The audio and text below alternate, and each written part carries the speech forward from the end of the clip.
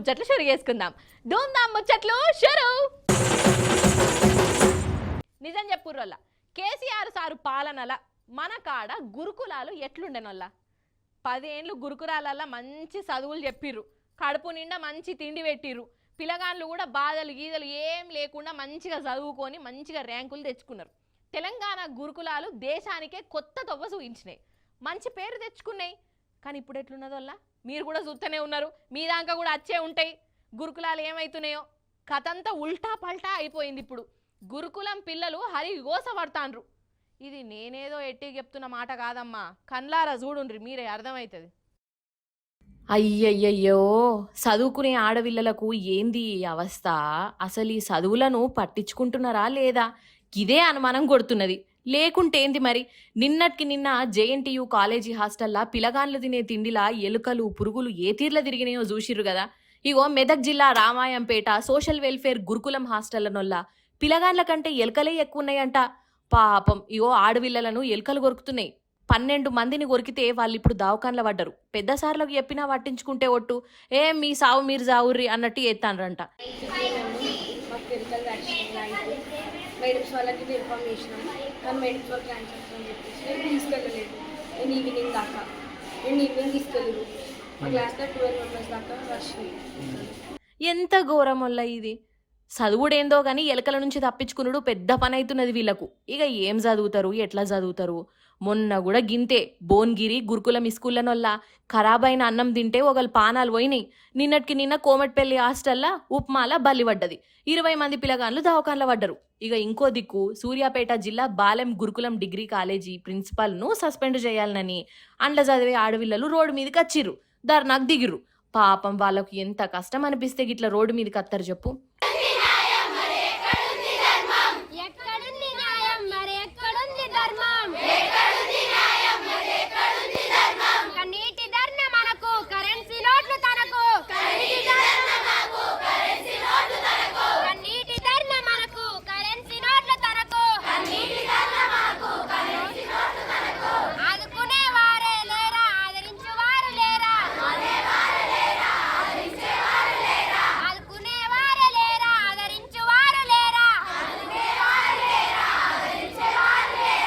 కాదొల్లా చదువుకునే పోరలను గింత గోస పుట్టించుకునుడేంది?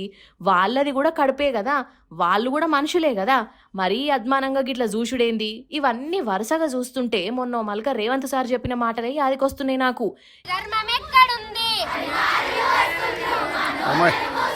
ఈ గురుకులాలను తీసేస్తే ఎట్లుంటుందో ఆలోచిస్తున్నాం, కమిటీ కూడా వేసినాం అని ఏమో అనే కదా. అగో ప్రభుత్వం గా ఉపాయమే చేస్తుందా, గురుకులాలను ఎత్తేసే కుట్ర ఎత్తాందా ఏంది అని అనిపిస్తున్నదోల్లా చాలా మందికి.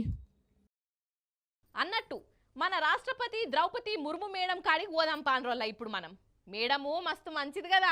రాష్ట్రపతి అంటే దేశంలోనే అన్నిటికంటే పెద్ద పదవి.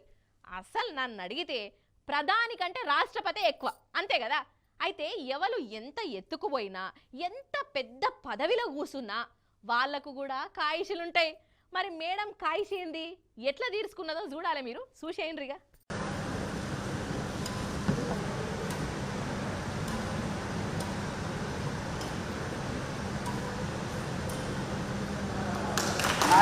ఏర్పాటు చేసిండ్రు అనొల్లా బ్యాడ్మింటన్ ఆట ఎవలాడుతాన్రో మన రాష్ట్రపతి ద్రౌపది ముర్ము మేడములో. అగో అటుకెళ్ళేమో మన సైనా నెహ్వాలక్కున్నది. ఆమె బ్యాడ్మింటన్లో పెద్ద తోపేనాయే, కానీ ఆమెకు ఏం తగ్గకుండా ఏమన్నా ఆడుతున్నదా ముర్ము మేడం?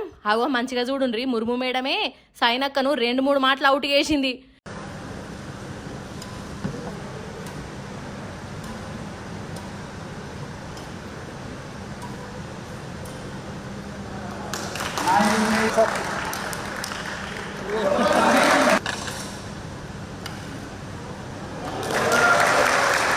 మస్తు ఆడింది కదా.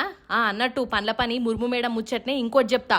ఇగో ఇటు చూడుండ్రి, మొన్న పూరిలా ద్రౌపది మేడము బీచ్ కాడ జరసేపు ఉండి సముద్రాన్ని చూసుకుంటున్నది. అగో పొద్దుగాలనే సముద్రపు బీచ్ ఎంత మంచిగా కనబడుతున్నదో కదా. ఈ సముద్రాన్ని చూసుకుంటా రాష్ట్రపతి మేడము దేవుళ్ళని తలుసుకున్నది.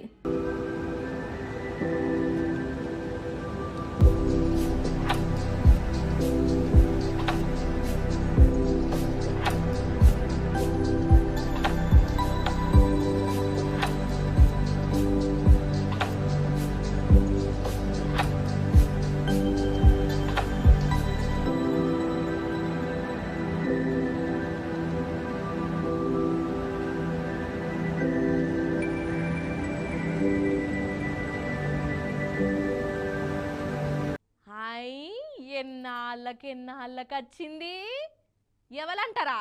అయ్యో మన కంగన రనౌతక్కనోళ్ళ ఎరికే కదా కంగనక్క. అయ్యో ఎంపీగా కూడా గెలిచింది గా కంగననే. ఇక ఇప్పుడు ఈ ఖండాలు దాటే ఖ్యాతి తెచ్చుకునే పనుల పడ్డది. అక్కను ఎవరన్నా కలవాలనంటే ఒక చిన్నపాటి షరతు పెట్టింది. అదేంటో చూడుండ్రి మరి మీరు కూడా. ఈ మేడం గారు ఎరికే కదా, గంత తొందరగా మర్చిపోతామా? పువ్వు గుర్తు పార్టీకి ఆనిముత్యం, సినిమా యాక్టర్ అమ్మలల్లా వజ్రం కంగనా రనౌత్ అక్క. అక్కగారు మొన్న ఎంపీగా గెలిచింది. ఒక పోలీస్ అక్క చేతుల దౌడ పండ్లు కూడా రాలగొట్టుకున్నది. అది వేరే ముచ్చట అనుకోర్రి. అయితే మేడం ఎంపీ అయిందంటే నియోజకవర్గ పోళ్ళు కలవడానికి వస్తారు కదా. అయితే అట్లా వచ్చేటోళ్లకు మేడం గారు ఒక కండిషన్ పెట్టింది. ఆధార్ కార్డు ఉన్నోళ్లే ఈమె దగ్గరికి రావాలన్నట. ఆధార్ కార్డు చూయించిన వాళ్ళకే మేడం గారి దర్శన భాగ్యం ఉంటదట. కార్డు లేకున్నా తేకున్నా అట్నుంచి అటే అవతలకు పంపుతుందట. మేడం గారే ఈ ముచ్చట చెప్పింది. మరి అంటే మేడం గారి ఉద్దేశంలా ఆధార్ కార్డు ఉన్నోళ్లే మనుషులు, కడమోలు మనుషులుగా రా ఏంది? అసలు నన్ను అడిగితే లోకంలో ఇటువంటి మహత్తరమైన కండిషను ఇప్పటిదాకా ఏ లీడర్ కూడా పెట్టలేదు కావచ్చు. ये जो है हमारी यहाँ पर डिटेल है। मंडी सदर में जो हमारा कार्यालय है, ये इसकी डिटेल है। विशेष करके आप जानते हैं कि हिमाचल में बहुत ज़्यादा जो है पर्यटक आते हैं, तो इससे यहाँ आपका आधार कार्ड, मंडी क्षेत्र का आधार कार्ड होना ज़रूरी है। और साथ में जो पार्लियामेंट्री आपका काम है वो भी एक चिट्ठी पे लिखा हुआ होना चाहिए, इस तरफ भी दिखा दो, ताकि लोगों को कोई असुविधा ना हो। నీ కార్డు కండిషన్ బరాబరే గాని కంగనక్క, మరి ఓట్లు అడిగినప్పుడు ఆధార్ కార్డు ఉన్నోళ్లే నాకు ఓటేయాలి, ఆధార్ కార్డు చూయించే ఓటుకు రావాలి అని అనలేదు ఎందుకో ఏమో పట్టుర్రి. అయితే మొన్న మల్క ఒక పోలీస్ అక్క కంగనక్కను ఎయిర్పోర్టులా శంపలు వాయించే కదా. పాపం శంపలు ఎర్రగైపోయినాయి. ఇక అప్పటి సందే కంగనక్కకు ఈ ఆధార్ కార్డు ఉపాయం వచ్చినట్టున్నది. ఎవరు పడితే వాళ్ళు వచ్చి దౌడపొంట జరిచిపోతే ఎట్లా, వాళ్ళ అడ్రస్లు తెలవాలి కదా అని అనుకున్నది కావచ్చు. అందుకే ఆధార్ కార్డు అట్లా షరతులు పెట్టినట్టున్నది కంగనక్క అని అంటున్నారు అక్కడి పబ్లిక్. కాదబ్బా, ఏ తండ్రి అయినా తల్లైనా బిడ్డకు మంచి సంబంధం రావాలి, బిడ్డ కలకాలం రందులు రప్పలు లేకుండా ఉండాలి, బిడ్డను చేసుకునేటోడు మంచోడు ఉండాలి, మంచి కొలువు చేయాలి, కట్నం పోయినా మంచిదే, బిడ్డ బతుకు మాత్రం మంచిగా ఉండాలి అని అనుకుంటారు కదా. అట్లా అనుకోనే అప్పులు చేసి లచ్చలు ఖర్చు చేసి మరి బిడ్డల పెళ్లిళ్ళు చేస్తారు. అచ్చినోడు మంచోడైతే అదే 10,000, కానీ మోసగాడైతే ఎట్లుంటుందిల్లా వామ్మో కలకాలం ఆ బాధ అట్లనే ఉంటది. గింత పెద్ద సెంటిమెంట్ ముచ్చట చెప్తున్నావు ఏందవ్వా అని అనుకుంటుండ్రా నోళ్ళ. అయితే ఒక డూప్లికేట్ మనిషి ఒక కుటుంబాన్ని ఎట్లా దోకా చేసిండో మీకు తెలవాలని చెప్తున్నా. ఇంతకు ముచ్చటేంటిదంటే చూసేయండ్రల్లా ఇక మీరే. హోష్ నీ కథ సల్లగుండా ఈ నకిలీ మనుషులకు అగ్గివెట్ట.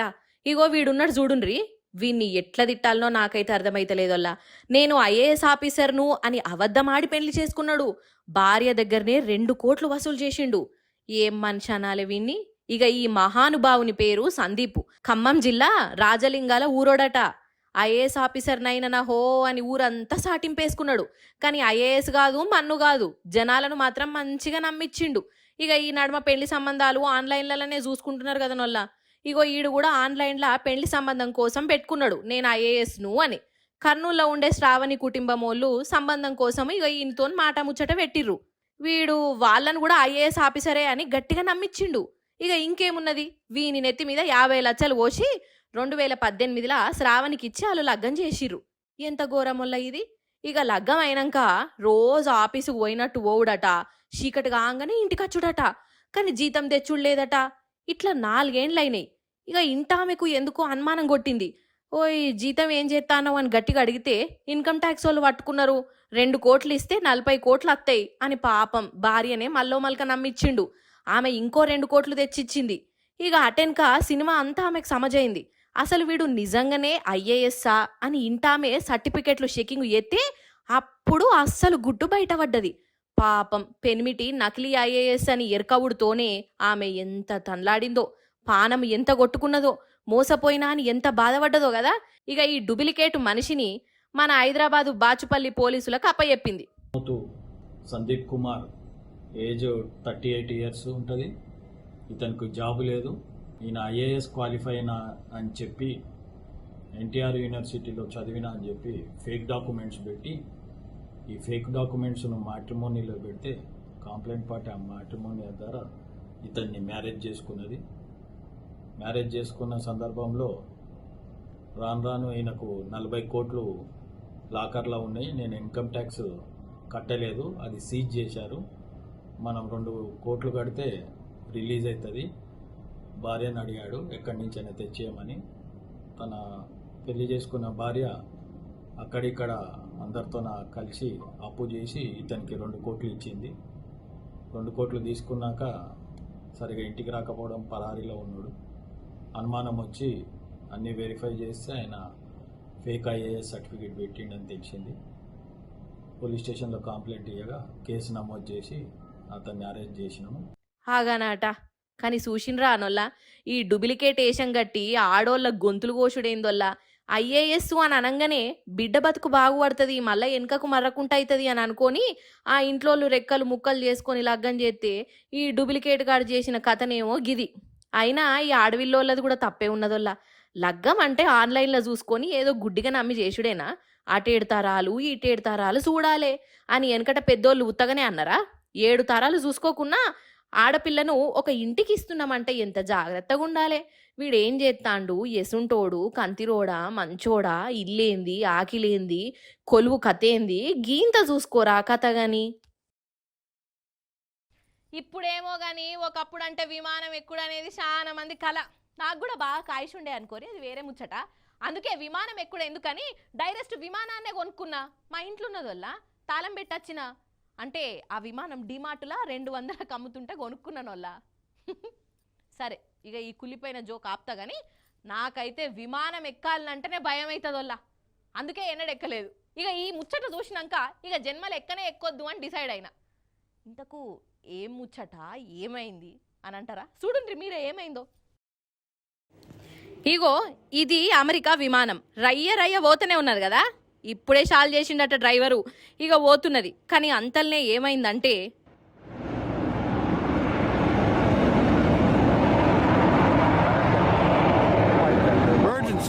emergency.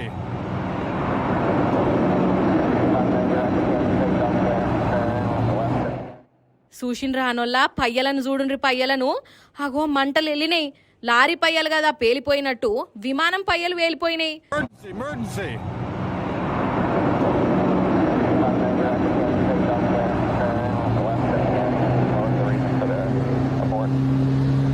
They're on fire.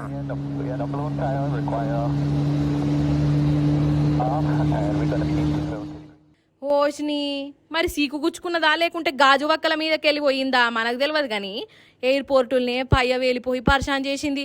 ఇంకా నయము డ్రైవర్ జర హుషారున్నాడు కాబట్టి సడన్ బ్రేక్ వేసిండు, అందరిని కిందికి దించిండు. లేకుంటే ఆగమాగం చందన అమెరికా విమానం కథ గట్లున్నదా? ఇవో ఇప్పుడు సౌదీ అరేబియా విమానం చూడుండ్రి ఎంత పరిశాన్ చేసిందో.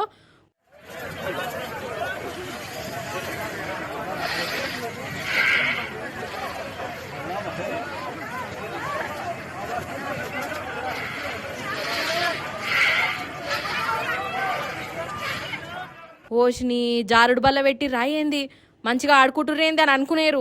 జారుడు బల్ల కాదు ఇది, పానాలు కాపాడుకునేందుకు ప్యాసింజర్లు విమానంకి వెళ్ళి ఎమర్జెన్సీ గేట్ నుంచి బయట పడతాండ్రు.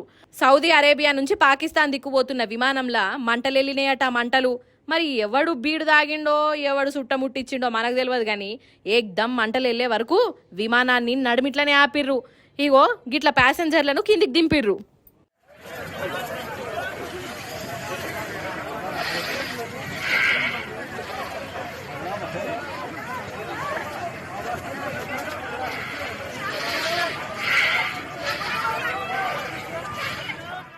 ఇవన్నట్టల్లా ఇయాలటి ముచ్చట్లు. మళ్ళీ రేపు వస్తుంది కదా మీ మల్లీశ్వరి. అప్పుడు వచ్చేటప్పుడు ఇంకిన్ని ముచ్చట్లతో కలుస్తుంది. అప్పటిదాకా మీరైతే చూస్తూనే ఉండు టీ న్యూస్. నేనుంటా మరి. నమస్తే, టాటా.